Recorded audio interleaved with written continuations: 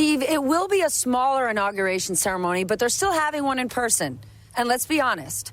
You know, if President Trump did this, he would be getting crushed for hosting a super spreader event. We'd all be saying it.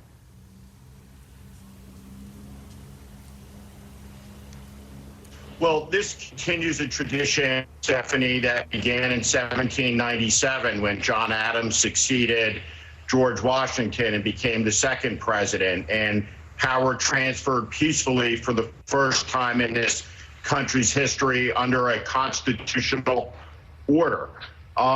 Joe Biden arrives in the Capitol, a militarized Capitol, much the same way that Abraham Lincoln did in 1860, under threat of assassination from Southern seditionists who would soon wage a civil war against the United States of America that would kill 600,000 people by the time it was over. So we have seen an era of American catastrophe in this country for 4 years. It is ending. Tomorrow is a new beginning, which means there is new hope. The country is in great crisis. We will have a new leader, and we will see Donald Trump shuffle off in ignominy, shame, and disgrace. The damage that he's done to America is incalculable. Tomorrow, we begin the repair work, and it will require people of good faith from political parties, no political parties at all, to come together to put the country first, and expect to hear that from Joe Biden. Don't focus on the crowd size. Focus on the message and focus on the majesty that with 35 words, a new American shall become our commander-in-chief, the head of state, the president of the United States of America, the 46th president, the 45th man to the office. We'll see our first woman vice president. It will be a historic day. And it will be a day, I think, where most of this country sighs a great sigh of relief as Donald Trump departs with a 29% approval rating, and the Capitol insurrection not yet 2 weeks in the rearview mirror.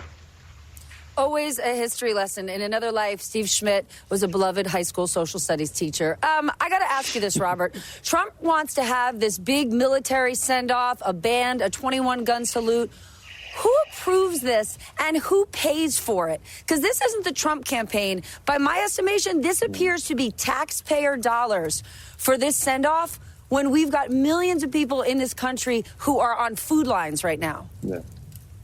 I think the bad news, Stephanie, is that this is likely approved by the president as the commander-in-chief and is likely, almost certainly, is paid for by you, me, Steve, and others, taxpayers in this country, regrettably. But look, I think, you know, it will be a predictable sideshow for Donald Trump. The chaos will follow him until the very end. I think, though, you know, the pictures will be of a small crowd waving somebody off into history, hopefully. And I think, as Steve said, focusing on the importance and the majesty, but more importantly, the hopefulness and the message of unity and coming together and in tackling the big projects that the American experiment has in front of it, I think will really be the order of the day.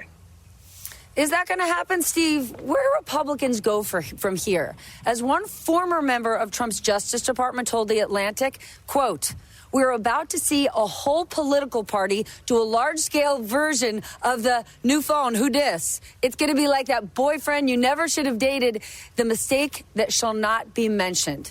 Do you think that's how Republicans are going to treat Trump, or will he be the kingmaker he thinks he is? Well, there's a great flaw in the strategy, and it's this: the winners write history, and they're the losers. And they're the architects of sedition and insurrection, violence and death.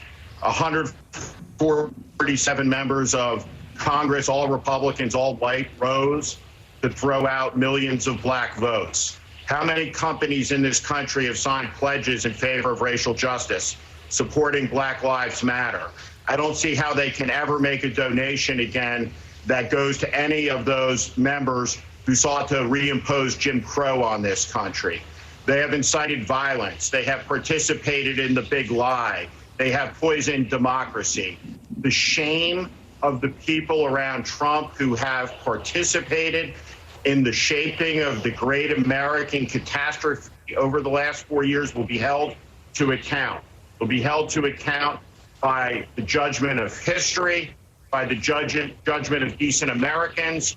They'll be held to account by corporate America as they look for jobs, by corporate America as they seek donations. They will not write their history. We will write their history. And their shame will last forever.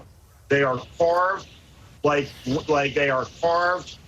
etching into granite onto history's list of villains in this country. Mark Meadows, Lindsey Graham, Kevin McCarthy, Josh Hawley, Ted Cruz, Mo Brooks, and too many more to mention. There will be no forgetting. There will be no forgiveness. We do not seek retribution, but we do seek accountability and justice for an assault and attack on the government of the United States of America that killed 6 people. And for the first time in the history of our country, some 150 years after the end of the Civil War, the Confederate flag at long last reached the United States Capitol and was paraded through the rotunda as this illiberal fascistic mob desecrated the floors of the House of Representatives and the Senate. They don't get to rewrite what happened.